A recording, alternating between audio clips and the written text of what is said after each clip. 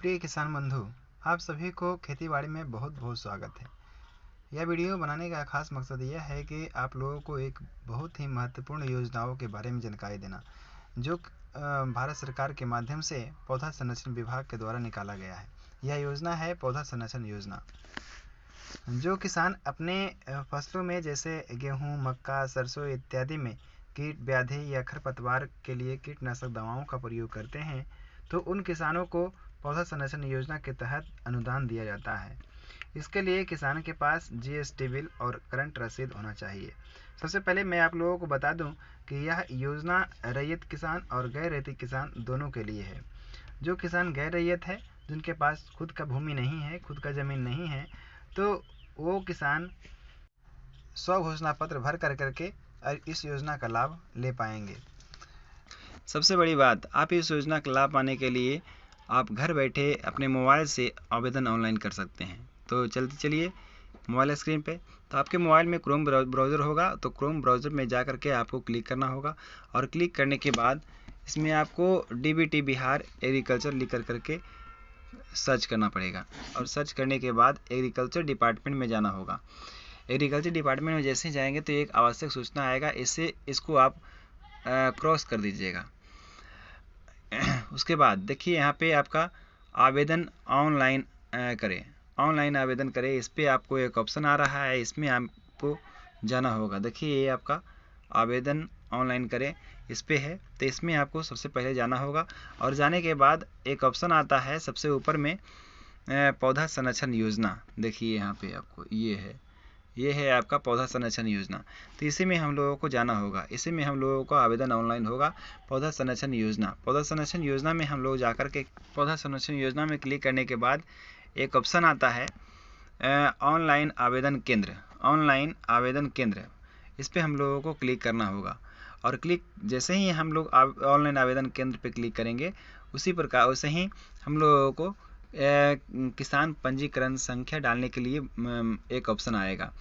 तो उसमें हम लोग किसान पंजीकरण संख्या डालेंगे, उसके बाद फिर उसमें खोजे यानी कि सर्च पे हम लोग क्लिक करेंगे और क्लिक करने के बाद सारा ब्यौरा जो किसान का पंजीकरण में डिटेल्स भरा हुआ पहले से है, वो सारा डिटेल्स आ जाएगा। यहाँ पे किसान पंजीकरण संख्या भी आ गया, जिस किसान का आप ऑनलाइन कर रहे हैं उसका किसान पंजीकरण संख्या आ गया, नाम आ गया, पिता का नाम आ गया, मोबाइल नंबर आ गया, आधार संख्या, सारा बैंक डिटेल्स भी इसमें सारा कुछ पहले से ऐड है।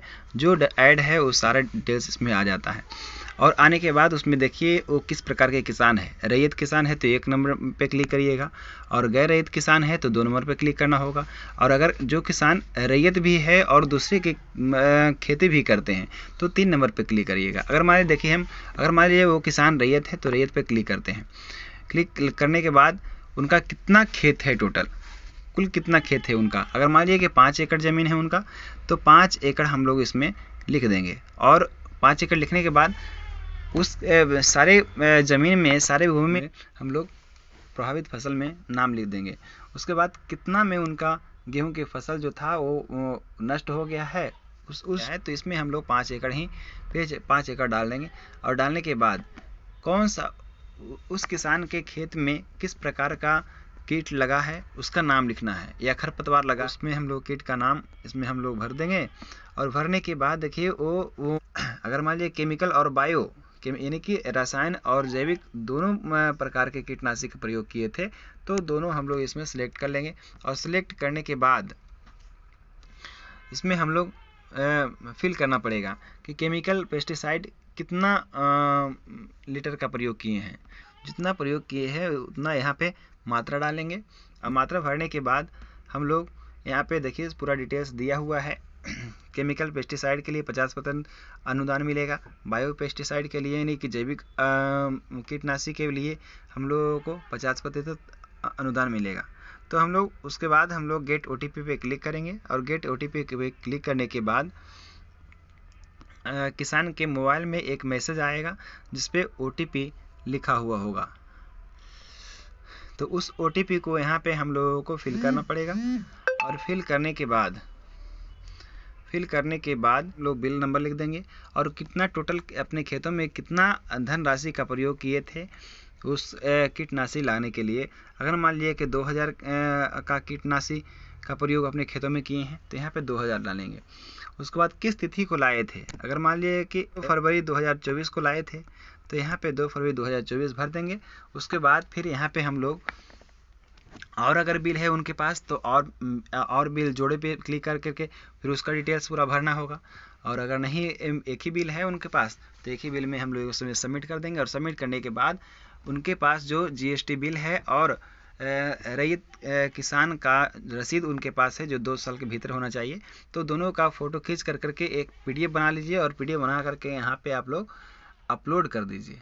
अपलोड करने के बाद फाइनल सबमिट में क्लिक कर दीजिए। और फाइनल सबमिट क्लिक करने के बाद हमारा आवेदन ऑनलाइन हो जाएगा। धन्यवाद।